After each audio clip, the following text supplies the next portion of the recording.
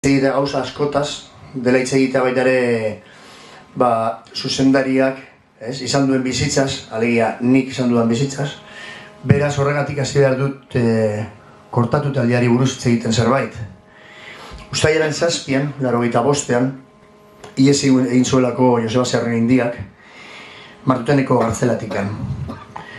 Eta pelikula hau azten da 75, beraz, 20 urte beranduago, besterik ez, 85. Gu jarri ginen egun horretan, eta orduan etorri zitzaigun Asier Etxeberria, pena handiz, iaz joan zitzaigula, eta berekin harreman handia genukan, eta orduan bera etorri zitzaigun, garai horten ez genekien euskaraz, eta orduan gaztelaniaz, segun, iaz egin duela, Zerrenindia ez da gizert, eta bueno, ja zabaldu zen Euskal Herri osoan zehar, ez egon internetik, ez egon mukigoikorrik, baina mundu guztia enteratu zen. Eta sekulako festa izan du zen ura, ez? Ni momentu hortan apuntatuta nengoen intensibo bat egiten Euskaltegian, eta horrengo gunean azaldu nahi nien, zeizemotako jaia antolatu zen, ez, horreko gunean, eta orduan, gu denukan esan molde bat gaztelanian zela, hai un martxon dela hostia.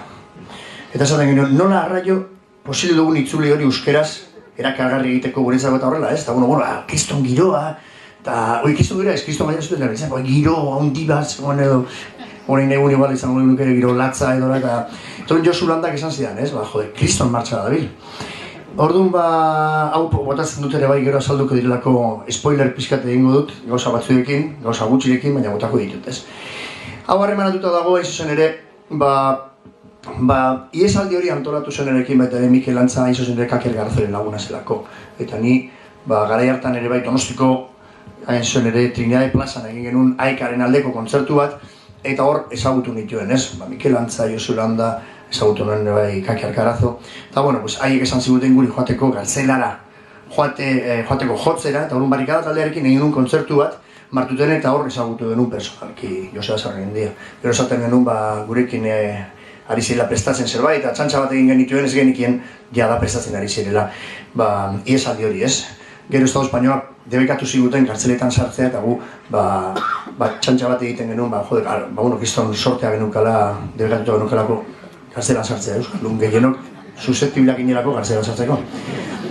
Tira, hori egin genuen 85, eta ni bete baneukan, naiz eta oso punkia izan, talde bat ere oso gogoko, ez? Nire musika abanikoa beti oso zabala izan dudelako, eta niretzako Emeak taldea zen izugarria. Orduan, El Estado de las Cosas egin genuen, beraz horraian konbiatu genuen Xabier Montoya, besteko gurekin, baina ja hurrengo diskoa egiteko erabaki ginuenean, hurrengo disko egingo ja euskeraz egingo du alde bat eta beste aldea gaztelania. Joatekin dago progresiboki ere euskara maila pizkati jotzen. Orduan, joan ginen Tolosara ikastera, ez dakiz zer, eta hori esan genuen ez, konbentzitu gintuzten gainera, oso militante honak izan ziren, euskaltzale haundiak, eta argi ikusi genuen hurrengo diskoa den euskaraz izan barzela. Beraz, kolpe egiteko atzoratu genuen, hilabete batzuk, sortzeko kanta guztiak euskeraz, eta ni pentsatu nuen, hemen produktorearen figura ez da inoiz baloratua izan, ez? Ez du inoiz ikusi, adibidez, espezial taldeak egiteko diskoa Elvis Costellori deitu ziotela. Eta Elvis Costello berak ere bai egin zuela de Pogesen bigarren diskoaren ekoizpena. Eta figura hori, figura hori nik errendikatu nahi dut, eta nahi dut orduan Kaker Garazori esatea, ea berak egingo luken kolpe diskoa. Eta, komentatu nion, ez da hori bakarrik, etorri zen gure ensaiora, etorri zen gitarra batekin. Eta gitarra batekin etorri zen, eta jasen joan alegia, ikoiztu zuen kolpe, eta azken guda dantza egin arte, biakatu zen gure gitarra jolea. Orduan, zer gertatu zen, azken guda dantza egin eta gero 88an izan duzela, pentsatu genuen beste talde bat egitea. Baina sekretupean eraman genuen, zegoelako presio mediatiko ezaki zer, eta zaten, gagozen egitera gauzak lasai, nizartu nintzen egin irratian lan egitera, baina etortzen ginen izkutuan usurbidean saiatzera. Etortzen ginen, kakik zeukan horre etxe horretan, sotuan bere aitak prestatu zigun zulo bat. Eta zulo horretan, hortxe egiten genituen gure ensaiok. Eta horre egin genituen ensaio guztiak, eta atera genuenean lehenengo diskoa, atera genuen bideo batekin. Eta bideoan ere, horretuko zaitezutako askok, nahiz eta duela 28 urte grabatu genuen, hor ateratzen direla, ume txiki batzuk gero ezagutu genituen, gazteak ez da gizetan, horrein jegoa guraso izango dira eta guzti. Gero ateratzen dira, justo Zumetaren berak egin zuen zera ez, hor horrendikan frontoian dakazuen mural zoragarri horren horrean egin genuen. Gero Mikinofen ikusten dira batzuk horrek egit, ez dakiz zer, eta venga, zein da ateratzen dena hor, joder, ez dago inor. Ez dira torri bazekitelako, ni beti sartzen daizela beraiekin. Tira, negu horri, pasatu gara kortaturen negu horretik, gero ikusiko duzuen nola bere harremana ez. Azken finean, 88an baita ere egin genuen akziongo dantza lehenago egin genuen kolpez-kolpe, baina kolpez-kolpe horretan, nik esan nuen nahi nuela egin, ez bakarrik kanpoko taldeen berzio batzuk. Egin nahi nuen Euskal Herriko talde baten berzio bat, eta horretarako erabaki genuen egitea emeaken kantu bat. Eta hartu genuen egun ginen. Eta egun ginen kantuaren hitza Mikel Antzak idatzi zituen. Eta kanta hori egiteko deitu genuen Mikel Aboari. Mikel Aboak, entzuzen ere, oso guztoko zukarako kortatu, eta zin joan, kontzertu askotara, zinko dantzan ere hori gero gondu zen.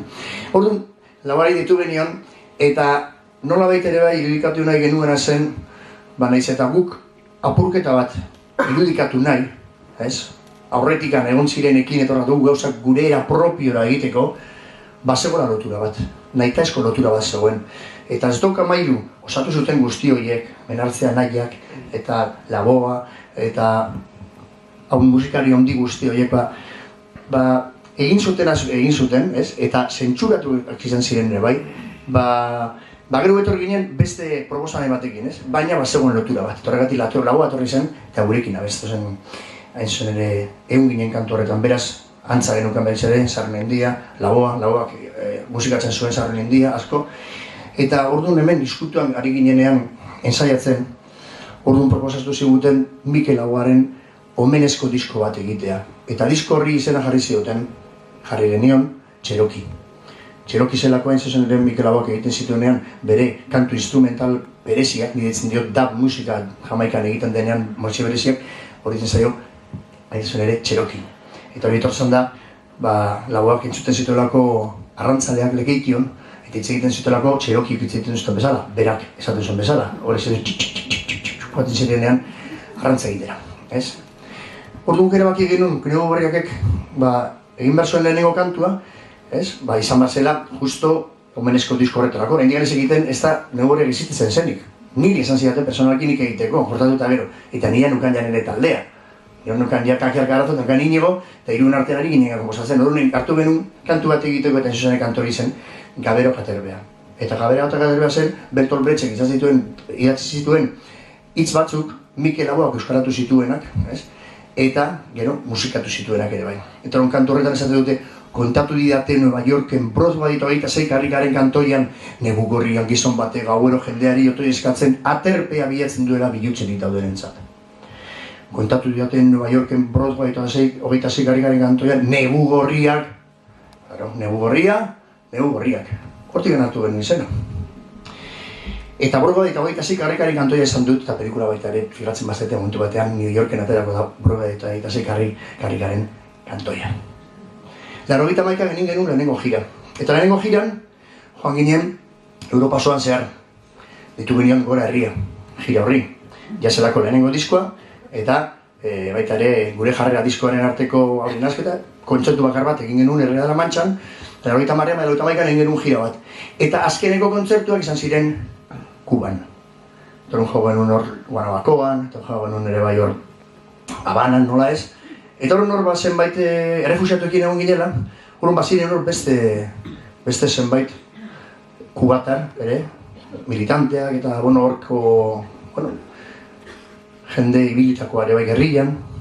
Eta nik eramaten nuen kamiseta bat jartzen zuena Power to the People, Pantera Beltzenak. Eta horren izan zidaten, gu ere bai lagundu genituen, Pantera Beltzak.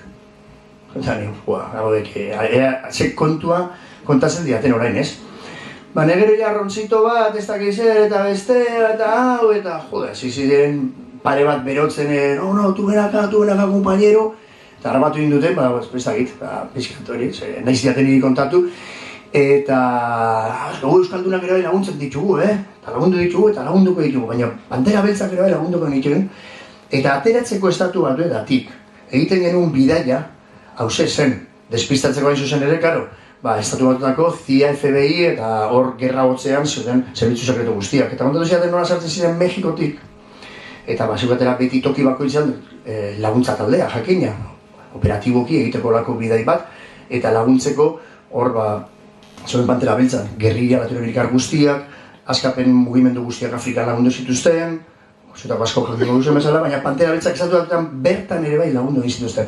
Sartzen ziren, orduan, Mexikotik hasi zelako iraultza, grama utxasuntzia joan zelako Kubara, beti oinarri logistikoa iraultza egiteko Kuban Mexikon izan zelako.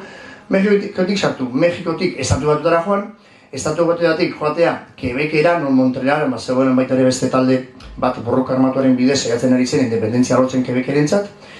Eta hortikan jauzia egiten zuten Kubara joan beharrean Argeliaraino. Eta Argelian, Argelia justo independentzia lortu zuen 75ean,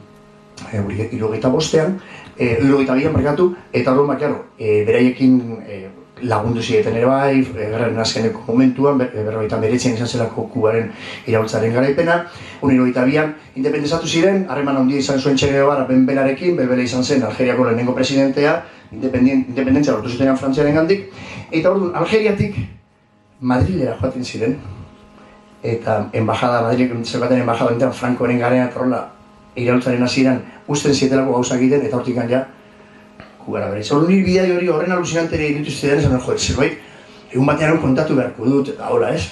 Eta orduan justotik zenbait urteetara, eta orduan gure egunkarian, geneukan egunkarian, ikusi nuen erraldorien argazkia ez.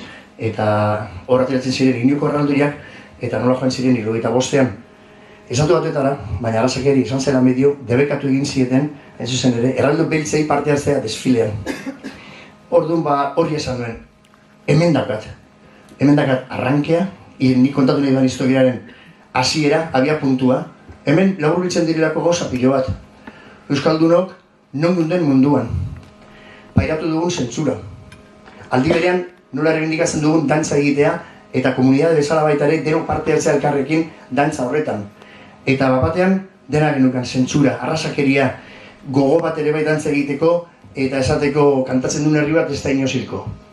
Beraz, gure portadoria jarri nuen hor, eta orduan bere izango litzateke bidai guzti hori egingo zuena gero, ikusiko duzu, bezala, pelikulan. Beraz, pelikula honekin ere aldarrikapen batzuk ere bai nahi izan ditugu, ez? Proposatu jakina bata, arrazakeriaren kontrakoa egun batean, gaur egun, non arrazakerian, non nahi daukagun eta gora dijoan, ez? Eta alderoz aldetik ere bai, adierazpen askatasuna. Adierazpen askatasuna, ikusiko duzuen bezala ere bai, lehen esan dut, Zoiko Amairuk pairatu zuten, laboa bera, beraien diskoa leitxundirena, gureak ere bai, guk ere pairatu dugu, hemen 11 urte egon ginen Enugu Horriakekin gero Galindoren beraien mehatxupean, labana jarri zigutela lepoan eta 11 urte zor azkenan irabazi genuen arte. Baina gero ere, kasetari batek konbidatzen mana telebista espainolan hitz egitera pelikula honen inguruan urrengo gunean barkamenak eskatu behar du, ni konbidatzeagatik. Bera esaten dugunean ere, Sarrion Indiak, berriz ere esaten zuenean, ez? Liburu batean egiten duenean morra gara belainoen artean, ez? Jabeteko oraindik beltza gara. Ezin dugulako ez da hitz egin ere, Estado Espainiarak dakan telebista publiko batean urrengo gunean, barkamenak eskatu behar dolako ni konbidatu izanagatik. Beraz, pelikula bera ere, proiektatzeak, suposatzen dure bai adierazpen askatasun ere aldarri bat.